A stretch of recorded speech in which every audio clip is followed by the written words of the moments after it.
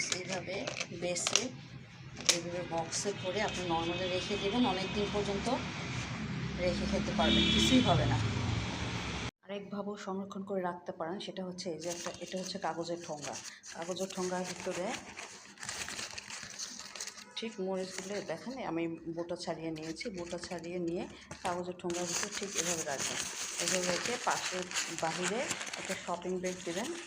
Shopping bag দিয়ে এভাবে যদি আপনি নর্মাল ফ্রিজে রাখতে পারেন, আপনার কিছুই হবে না, 1 মাস পর্যন্ত এভাবে খেতে পারবেন। দেখেন এভাবে রেখে দিলে ভিতরে পানিও যাবে না, কিছুই হবে না, অনেক দিন পর্যন্ত এভাবে রেখে খেতে পারবেন।